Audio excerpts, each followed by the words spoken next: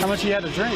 I'm good. Elijah McKnight says what happened to him during this 2019 arrest outside Aurora, Colorado, should never happen to anyone again. I was out cold for 3 days on life support, pretty much. McKnight admits he was drunk on the sidewalk when police arrived to check on him. He tells police there are warrants out for his arrest. All is calm until an officer attempts to cuff him. He resists and is cuffed and tased. Oh! But he says what happened when paramedics showed up nearly killed him.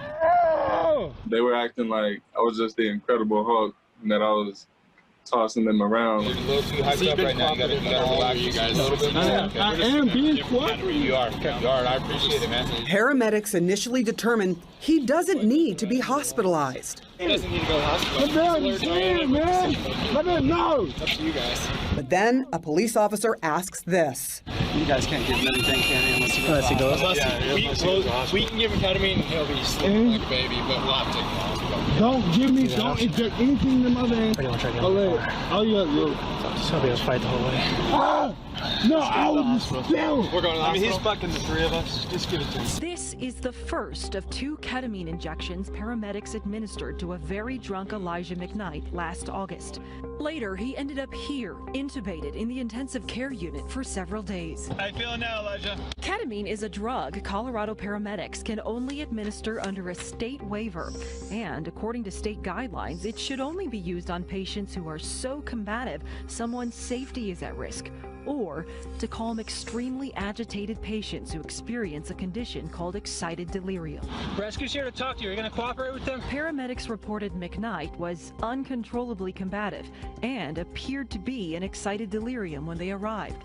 That's a different condition than just being drunk. Excited delirium is a medical condition that's life-threatening, and basically the patient is hyper-aggressive, markedly agitated, combative, can be delusional. So these are patients that you cannot, reason with or talk down.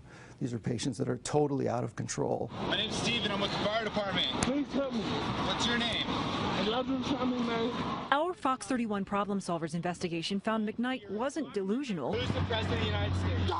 He answered several questions coherently over a period of several minutes after he had been tased and handcuffed. How many quarters are a dollar? Good. And they shouldn't have injected me with ketamine. That definitely shouldn't have happened. I feel comfortable the crew did the right thing. We talked to Dr. John Riccio in the fall. He's the medical director who reviews the situation every time South Metro Fire paramedics administer ketamine. And we've since learned he never watched this body camera video before talking to us and before doing his official review. I think the protocol was followed. The patient had a life-threatening condition. Every time we use it, it gets scrutinized. This is Michael Porter, the chief officer involved with medical care at the South Metro Fire Department, who also spoke to us in the fall without seeing the body camera footage. Our paramedics have about a minute to 2 minutes to decide whether or not this is going to be a drug of choice in this particular case. But the Fox 31 Problem Solvers found paramedics had more than 1 minute to observe McKnight's behavior. For at least 9 full minutes, they talked with him. I wasn't physically doing anything though. I was really trying to breathe. I could tell. Paramedics described McKnight as wildly combative after the first dose. Put a shot into my leg. Give him more. This top. 6 minutes after the first dose, this is how McKnight looked and sounded. And almost 3 minutes after that, they give him a second dose for a 2-dose total of 750 milligrams. Protocol suggests that's enough for a 330-pound man. McKnight weighed about 219. I think the indications, again, for the use of ketamine in someone who's showing signs of excited delirium was correct. They try to make it seem like I was the Incredible Hulk, but I feel like that's just an excuse. That's just an excuse because they thought they almost killed me. So once again, here's our continuum. And Elijah McKnight, who weighed approximately 210 pounds, was given an initial dose of 500 milligrams, followed by an additional dose of 250 milligrams only minutes later, for a total cumulative dose of 750 milligrams of ketamine. That equates to about 7.5 milligrams per kilogram, and McKnight was subsequently put in the ICU for 3 days. So there are a lot of things to unpack from that body cam footage that we could go into, but one thing I do want to draw your attention to, there's a point where a sheriff's deputy can be heard asking the medical crew, "You guys can't give him anything, can you?"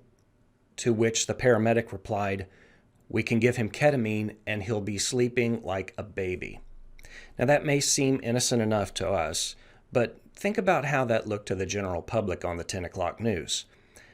It seems kind of flippant, not very, it didn't really communicate care and compassion for a patient. So the public on the outside might see that as use of ketamine being something punitive.